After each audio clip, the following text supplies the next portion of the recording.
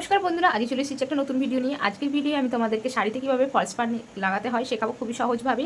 তো এখানে ম্যাচিং করে ফলস পাড় নিয়ে নিয়েছি। পরে দেখবে এরকম সাইডে সেলাই থাকে, সেই সেলাইগুলোকে কী করবে, এইভাবে টেনে নেবে। টেনে নিলে কি হয়, সাইডে এই সেলাইগুলোতে যদি কোথাও কুচকে থাকে, মানে সেলাইটা টান থাকে, তাহলে সেই জিনিসটা ঠিক হয়ে যাবে। এইভাবে পুরো টেনে নিয়ে ফলস পাড়টা রেডি করে নেব। এদিকটা আমরা কাপড়ের কোমরের দিকে গুঁজি, সেই দিকের অংশটাই মেশিনের ওপরে নিয়ে নিতে হবে। আর অবশ্যই কাপড়টাকে এখানে উল্টো করে রাখবে। এদিকের অংশটা, শাড়ির যে দিকের অংশটা মেশিনের দিকে আছে সেই দিকটাই ফলস পাড় লাগানো হবে। আর বাঁ দিকে যে অংশটা পড়ে থাকবে সেটা এই সাইডে, মেশিনের সাইডে ফেলে দেবো। একটা সেলাই করে নেবে, আমি আগে থেকে সেলাই করে রেখে দিয়েছি। এবারে এইখান থেকে, ধার থেকে কিছুটা কাপড় ছেড়ে আমাদেরকে ফলস পাড় লাগাতে হয়। সেটার মাপটা নেব কীভাবে, এইভাবে রাখবো, রেখে আমার কোনোই যতটা আসছে ততটা পর্যন্ত দাগ দিয়ে দেবো। এখান পর্যন্ত এক কোনোই মাপ নিয়ে নিয়েছি। নেওয়ার পরে এখান থেকে ফলস পাড় লাগানো শুরু করবো। এই ফলস পাড়ের এদিকটা উল্টো দিক, এটাকে সোজা করে রাখবো। কাপড়ের ওপরে ফলস পাড়টা সোজা করে রেখে দেবে। রেখে দেওয়ার পরে এই ধারটা যেটা আছে সেটা এইভাবে ভাঁজ করে নেবে। দিয়ে এই ধার এখানে লাগানোর সময় কী করবে, কাপড় আর ফলস পাড় দুটোকে এইভাবে মিলিয়ে নেবে। নিয়ে একদম ধার থেকে সেলাই করবে।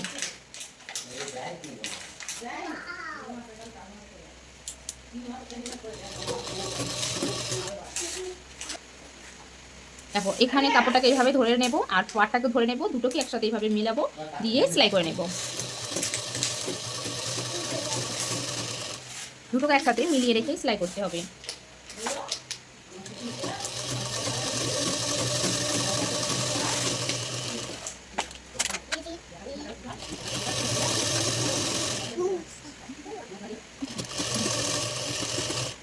এবার এখানে কিছুটা ফলস পাড় লাগানো হয়ে যাওয়ার পরে কী করবে, ফলস পাড়ের ওপরে ছোট্ট করে টেকিং দেবে, একদম ছোট করে, একদম ছোট্ট করে 1 চিমটির মতন পাড়ের উপরে টেকিং দিয়ে দেবে। যখন শেষের দিকে চলে আসবে তখন পাড়টায় কী করবে, এইভাবে ভাঁজ করে ভিতরের দিকে ঢুকিয়ে দেবে, দিয়ে সেলাই করে নেবে। দাঁড়ানো, এই দিকটা সেলাই হয়ে যাওয়ার পরে এবার এই ধারটা সেলাই করবো। এই দিকটা, এই যে এক চাপ আছে, এই এক চাপটা ছেড়ে দিয়ে বড় টাকায় সেলাই করবো, কারণ এখান থেকে হাত কাজ করবো সেই জন্য।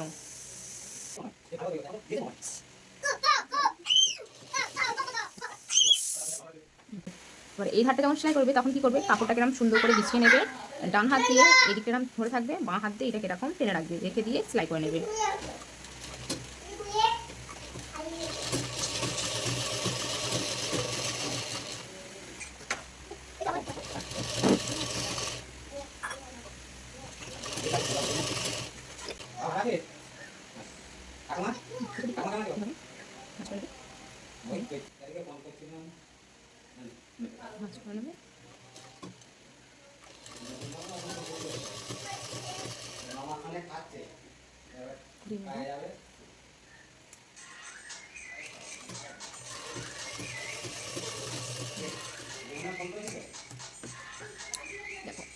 দেখো, এখানে যে টেকিংগুলো দিয়েছিলাম এখানটা মিলে গেছে। পুরো ফলস পাড়ের মধ্যে তোমরা 3টে টেকিং দিতে পারো। টেকিংটা দিলে কি হয়, কাপড়টা যদি কোথাও টেরা বাঁকা হয়ে থাকে তাহলে সেখানটা ফিনিশিংভাবে চলে আসে। কাজ করার জন্য সিঙ্গেল সুতো নিয়ে নিয়েছি। এখানে কিভাবে আমি সেলাই করছি সেটা দেখে নাও। এই ধার দিয়ে সেলাই করব। প্রথমে এখানে এক সেলাই করব, গিট দিয়ে দেব। প্রথমে গিট দেওয়ার পরে এখানে আমরা যেভাবে রান সেলাই করি সেইভাবে রান সেলাই করে নেব। কিছুটা মানে 1 ছুঁচের মতন সেলাই করে নেওয়ার পরে সেলাইটা তুলে নেব। নেওয়ার পরে যেখানে সেলাইটা শেষ করেছিলাম তার নিচে আর একবার সেলাই সেখান থেকেই তুলে দেব। এভাবে সেলাই করলে কি হয়, সেলাইটা এখানে গিট পড়ে যায় আর যতই টানি না কেন এইখানে কাপড়টা আর কুঁচকাবে না। একইভাবে সেলাই করে নেব। 1 ছুঁচের মতন সেলাই করে নেব। করে নেওয়ার পরে আবার যেইভাবে গিট দিলাম সেই জায়গায় সেলাই তুলে গিটটা দিয়ে দেব।